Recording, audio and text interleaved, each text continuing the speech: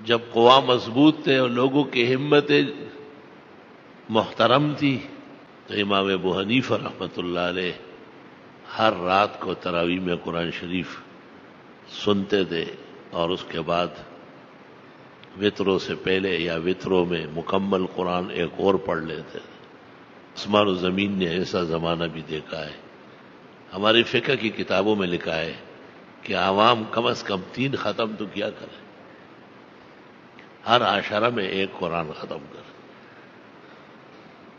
ایک زمانہ پر ایسا آیا 30 کی جگہ 3 ہو گیا اور 3 سے اب 1 ہو گیا، 1 سے علم تر کیف میں چلے گئے۔ اور وہ جو بے دین عناصر ہے حدیث کے نام پر باغی اور سرکش، وہ لوگوں کو کبھی 8 رکعت کبھی 12 رکعت ہو،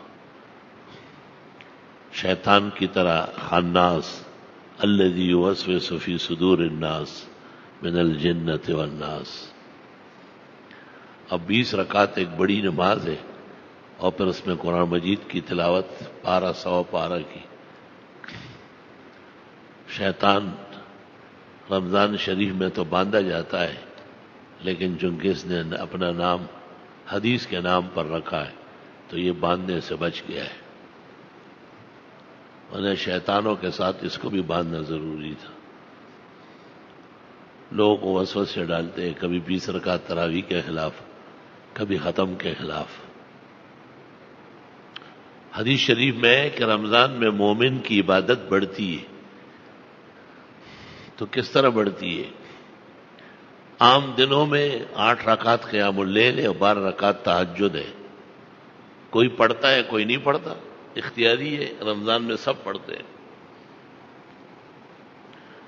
اور عام دنوں میں 100 میں 1 یا 5 آدمی ہوں گے جو رات کی شب بیداری کا اہتمام کرتے ہیں، 8 رکعت قیام اللیل اور 12 رکعت تہجد پڑھتے ہوں گے۔ لیکن رمضان المبارک میں چونکہ یہ دونوں ملا کر اس سے تراویح بنتی ہے، تو تمام مسلمان چھوٹے بڑے سوائے ان خناسوں کے جو ابلیس کے چچزاد بھائی ہیں کہ وہ اس قسم کے وسوسے دسی سکاریاں پیدا کرتے ہیں، ان کے علاوہ تمام عالم کے مسلمان 20 رکعت تراویح پر اجماع علم اور عمل کر چکے ہیں۔ حرمین شریفین زادہم اللہ حفظا و سلاما ورزقنا اللہ للحج والعمرۃ وللزیارہ مع الذین نحبهم ومع الذین یحبوننا۔ وہاں بھی 20 رکعت رواج ہے، 10 رکعت امام بدلتے ہیں۔ یہ حضرت عمر کے زمانے میں ہوا تھا، آپ نے ابی بن کعب اور تمیم کو کہا کہ 10 تم پڑھاؤ 10 تم پڑھاؤ۔ عالمگیری فصل فی قیام رمضان میں کہ 4 فرض عمر خود پڑھاتے تھے اور پھر 20 رکعت تراویح صحابہ تمیم اور ابی پڑھتے تھے، اور پھر وطروں کے لیے عمر فاروق خود آگے ہوتے تھے اور وہ 3 وطر پڑھاتے تھے۔ جو ہماری مسجدوں کا طریقہ ہے یہ عمر فاروق کی باقاعدہ سنت ہے۔ عالمگیری جلد اول فصل فی قیام رمضان، 500 فقہاء اور مفتیوں نے یہ تحریر فرمایا ہے۔ علماء کہتے ہیں نا کہ جب آپ کہیں نا کہ یہ حق ہے،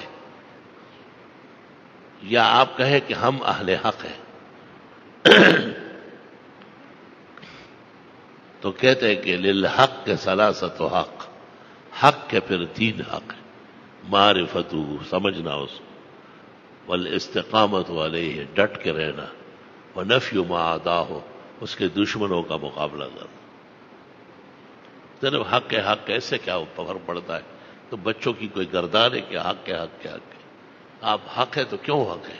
اس مسئلے کو سمجھ لیں اور اس مسئلے پر عمر بھر قائم رہے، اور جو اس کے خلاف خناس یوسوس فی صدور الناس مختلف کتابچوں سے اور پراپیگنڈوں سے لوگوں کا ذہن دماغ کو نقصان دیتا ہے، آپ اس مسئلے کو اور ماننے والوں کی دفاع کریں۔ للحق کے ثلاثۃ حق، حق کے 3 حق ہیں، اور اس کو جاننا اور پھر اس پر قائم رہنا اور پھر ان کے دشمنوں کا مقابلہ کرنا، یہ حق 3 تقاضے کرتے ہیں. جو آدمی کہے کہ یہ بات حق ہے وہ 3 باتوں کے لیے تیار ہے. الحمدللہ اللہ رب العالمین نے چاروں ائمہ، چاروں فقہ، چاروں مذاہب حق پیدا کیے اور چاروں کے ماننے والے 20 رکعت تراویح پر متفق ہیں.